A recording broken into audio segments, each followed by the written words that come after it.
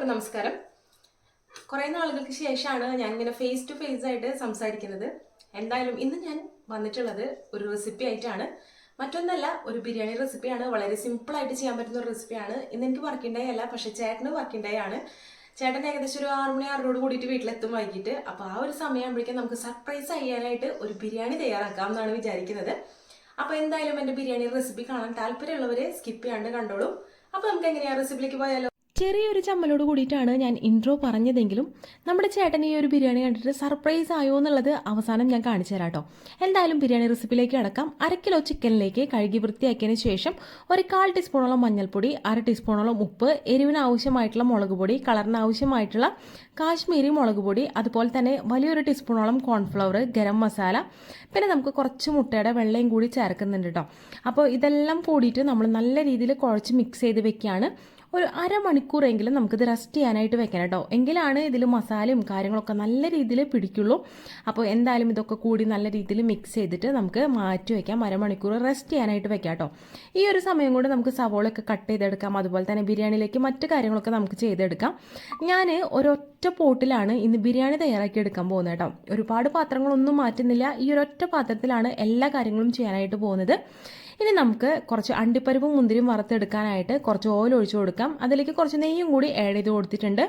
ചൂടായി വന്നിട്ടുള്ള ഓയിലിലേക്ക് ഒരു പിടി കറുത്ത മുന്തിരിയും അതുപോലെ തന്നെ ആവശ്യാനുസരണം അണ്ടിപ്പരിപ്പും കൂടി ചേർത്ത് കൊടുക്കാം.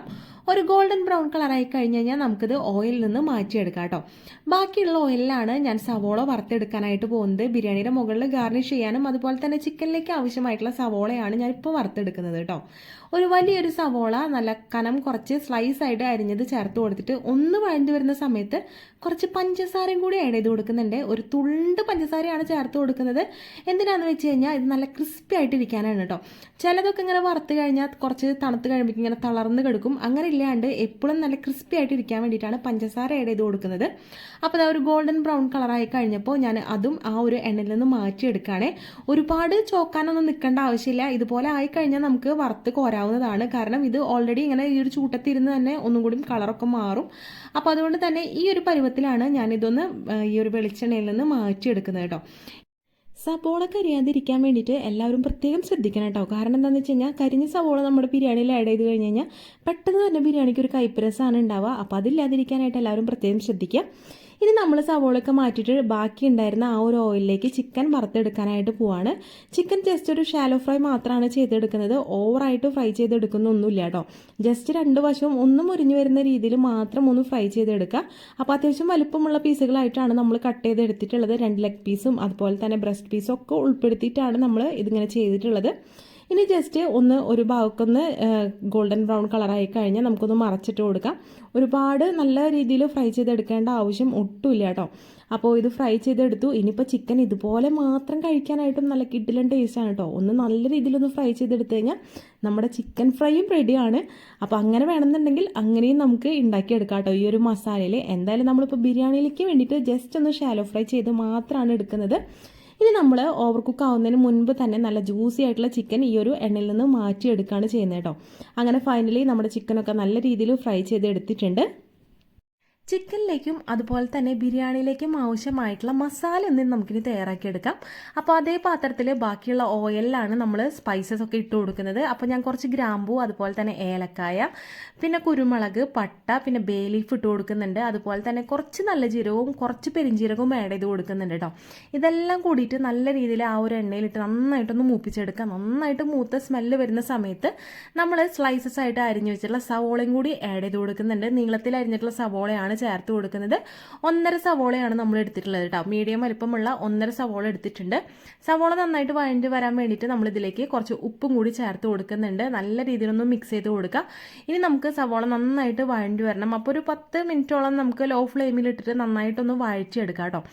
സവോള കുക്കായി വരുന്ന ആ ഒരു സമയം കൊണ്ട് തന്നെ അരി വെള്ളത്തിലിടാനായിട്ട് നമുക്ക് വെക്കാം. അപ്പോൾ ഇന്ത്യ ഗേറ്റിൻ്റെ കുറച്ച് നീളത്തിലുള്ള ബിരിയാണി റൈസാണ് ഞാൻ വാങ്ങിച്ചിട്ടുള്ളത്.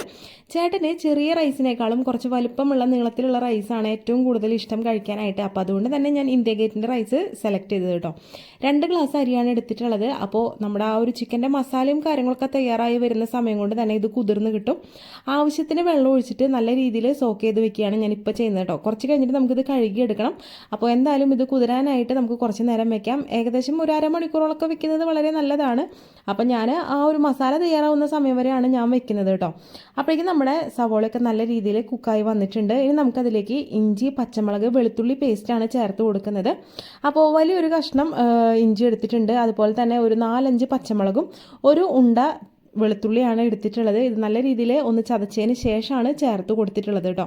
ഇത് നല്ല രീതിയിൽ ഒന്ന് നമുക്ക് മൂപ്പിച്ചെടുക്കണം. അതിൻ്റെ ആ ഒരു പച്ച സ്മെല്ലും കാര്യങ്ങളൊക്കെ പോകുന്ന വരെ നന്നായിട്ടൊന്ന് ഇളക്കിയെടുക്കണം കേട്ടോ. അപ്പോൾ നമ്മുടെ വീഡിയോസ് സ്ഥിരമായി കാണുന്നവരാണെന്നുണ്ടെങ്കിൽ തീർച്ചയായിട്ടും സപ്പോർട്ട് ചെയ്യാനായിട്ട് മറക്കരുത്. ഇനി ആദ്യമായിട്ടാണ് കാണുന്നവരുണ്ടെന്നുണ്ടെങ്കിൽ നമ്മുടെ ചാനലൊന്ന് സബ്സ്ക്രൈബ് ചെയ്യാനും ലൈക്ക് ചെയ്യാനും ഷെയർ ചെയ്യാനും കമൻറ്റ് ചെയ്യാനും വിട്ടുപോകരുത് കേട്ടോ. ഈ ഒരു സമയം കൊണ്ട് തന്നെ നമ്മുടെ ആ ഒരു പച്ചമണമൊക്കെ മാറി എല്ലാതും സെറ്റായി വന്നിട്ടുണ്ട്. അപ്പോൾ നമുക്കിതിലേക്ക് 1.5 തക്കാളിയും കൂടി ചേർത്ത് കൊടുക്കുന്നുണ്ട്. ഇതുപോലെ നീളത്തിൽ അരിഞ്ഞിട്ടുള്ള തക്കാളി നന്നായിട്ടൊന്ന് വഴറ്റിയെടുക്കുക. നല്ല പേസ്റ്റ് രൂപത്തിൽ, കുഴമ്പ് രൂപത്തിൽ ആക്കിയെടുക്കണം കേട്ടോ. എണ്ണ തെളിഞ്ഞു വന്നിട്ടുള്ള ഈ ഒരു മസാലയിലേക്ക് നമുക്ക് കുറച്ച് പൊടികളും കൂടി ആഡ് ചെയ്ത് കൊടുക്കാം. കുറച്ച് മുളക് പൊടിയും ഒരു നുള്ള് മഞ്ഞൾപ്പൊടിയും അതുപോലെ തന്നെ കുറച്ച് ഗരം മസാലപ്പൊടി, പിന്നെ കളറിന് ആവശ്യമായിട്ട് കാശ്മീരി മുളക് പൊടിയും കൂടി ചേർത്ത് കൊടുത്ത് നന്നായിട്ടൊന്ന് വഴറ്റി കൊടുക്കാം.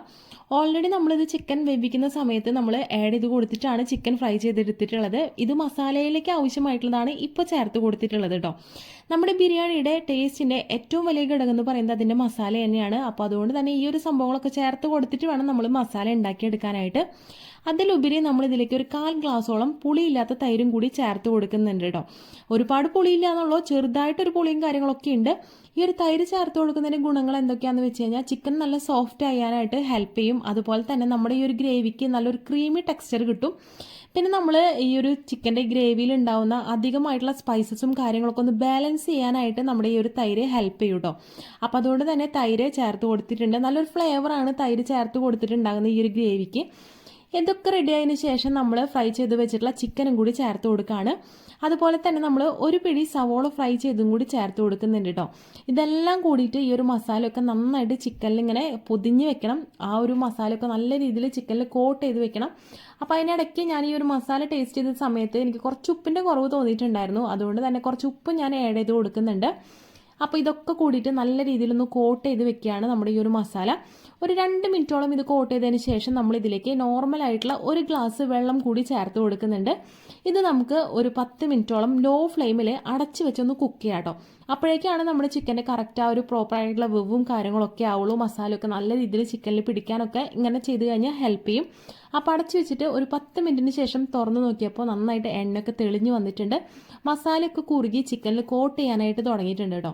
അപ്പോൾ ദാ ഇതുപോലെ ഇളക്കിയിട്ട് ഈ ഒരു രൂപത്തിലാക്കി വെച്ചിട്ടുണ്ട് മസാലയൊക്കെ.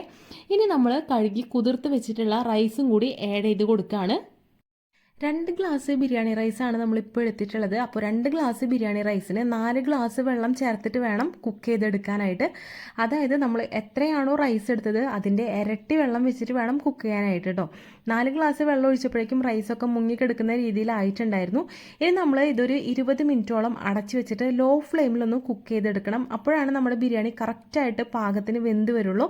അപ്പോൾ 20 മിനിറ്റ് അടച്ചതിന് ശേഷം നമ്മൾ ഓപ്പൺ ആക്കി നോക്കുമ്പോൾ ഇതുപോലെയാണ് ഉണ്ടായിരുന്നത്. റൈസോ കാര്യങ്ങളൊന്നും കട്ട പിടിക്കുകയോ ഒട്ടിപ്പോവുകയോ അങ്ങനെ ഒന്നും ഉണ്ടായിട്ടുണ്ടായിരുന്നില്ല. കറക്റ്റ് വെവായിട്ടുണ്ടായിരുന്നു. ഇനി നമ്മൾ ഗാർണിഷ് ചെയ്യാനായിട്ട് വെച്ചിട്ടുണ്ടായിരുന്ന അണ്ടിപ്പരിപ്പും മുന്തിരിയും ഒക്കെ ഒന്ന് ഇട്ട് ഗാർണിഷ് ചെയ്ത് കൊടുക്കുക. അതുപോലെ തന്നെ കുറച്ച് സവോളയും നമ്മൾ വറുത്തത് മാറ്റി വെച്ചിട്ടുണ്ടായിരുന്നു. അതും കൂടി ചെയ്തിട്ട് ഒന്ന് ഗാർണിഷ് ചെയ്ത് കൊടുക്കുന്നുണ്ട്. പിന്നെ നമ്മൾ തീയൊക്കെ ഓഫാക്കി കൊടുത്തതിന് ശേഷം ഒരു 5 മിനിറ്റും കൂടി നമ്മളിത് അടച്ച് വെച്ചിട്ടുണ്ടായിരുന്നു കേട്ടോ. അപ്പോൾ ഇങ്ങനെയാണ് നമ്മൾ ബിരിയാണി ഉണ്ടാക്കിയിട്ടുണ്ടായിരുന്നത്. നല്ല ഫ്ലേവർ ആയിട്ടുള്ള നല്ല ടേസ്റ്റി ആയിട്ടുള്ള കുറച്ച് സ്പൈസി ആയിട്ടുള്ള ഒരു ബിരിയാണിയാണിത്. നല്ല ടേസ്റ്റാണ് കഴിക്കാനായിട്ട്. ഇതുപോലെ സർപ്രൈസൊക്കെ ഇടയ്ക്ക് കൊടുക്കാനായിട്ടും വീട്ടിൽ ഗസ്റ്റൊക്കെ വരുമ്പോൾ ഉണ്ടാക്കാനൊക്കെ ആയിട്ട് വളരെ എളുപ്പമാണ്. അപ്പോൾ എല്ലാവരും ഇതൊന്ന് ട്രൈ ചെയ്ത് നോക്കുക. ഒരുവിധപ്പെട്ട എല്ലാവർക്കും ഉണ്ടാക്കാൻ അറിയാവുന്നതാണെന്ന് എനിക്കറിയാം. എങ്കിലും ട്രൈ ചെയ്യാത്തവരുണ്ടെന്നുണ്ടെങ്കിൽ ട്രൈ ചെയ്ത് നോക്കുക. പിന്നെ സർപ്രൈസിൻ്റെ കാര്യം ഒട്ടും സർപ്രൈസ് ആയിട്ടുണ്ടായിരുന്നില്ല. കാരണം ചേട്ടൻ വരുന്ന സമയമാകുമ്പോഴേക്കും ഇത് ഉണ്ടാക്കി കഴിഞ്ഞിട്ടുണ്ടായിരുന്നില്ല. അപ്പോൾ ആൾ ഓൾറെഡി ഇത് കണ്ടിട്ടുണ്ടായിരുന്നു ഞാൻ കുക്ക് ചെയ്യുന്നതൊക്കെ. എങ്കിലും ഞാൻ ജസ്റ്റ് ഇതെല്ലാം ഉണ്ടാക്കി കഴിഞ്ഞപ്പോൾ ജസ്റ്റ് ഒന്ന് കാണിച്ചു കൊടുത്തപ്പോൾ ഉണ്ടായിരുന്നൊരു സർപ്രൈസാണ്. അപ്പോൾ ടേസ്റ്റ് ചെയ്യാനൊക്കെ കൊടുത്തു. നല്ല ടേസ്റ്റ് ഉണ്ടായിരുന്നു കഴിക്കാനായിട്ട് എന്നൊക്കെ സജഷനും കാര്യങ്ങളൊക്കെ കിട്ടിയിട്ടുണ്ടായിരുന്നു. കല്യാണി ഉണ്ടായിരുന്നു ഞങ്ങളുടെ കൂടെ. അപ്പോൾ കുട്ടികൾക്കും ഒക്കെ ഒരുപാട് ഇഷ്ടപ്പെടുന്ന പെട്ടെന്ന് ഉണ്ടാക്കാൻ പറ്റുന്ന വളരെ സിമ്പിളായിട്ടുള്ള ഒരു റെസിപ്പിയാണ്. എനിക്കും ഒരുപാട് ഇഷ്ടപ്പെട്ടു. ട്രൈ ചെയ്യാത്തവർ തീർച്ചയായിട്ടും ട്രൈ ചെയ്ത് നോക്കുക. വിലയേറെ അഭിപ്രായങ്ങളും കാര്യങ്ങളൊക്കെ കമൻറ്റ് ബോക്സിൽ കമൻറ്റായിട്ട് രേഖപ്പെടുത്താനായിട്ട് മറക്കരുത് കേട്ടോ. അപ്പോൾ അടുത്തൊരു കിട്ടിലും വീഡിയോ ആയിട്ടോ വ്ളോഗായിട്ടോ ഒക്കെ നമുക്ക് ഇനിയും കാണാം. അതുവരേക്കും ബായ്.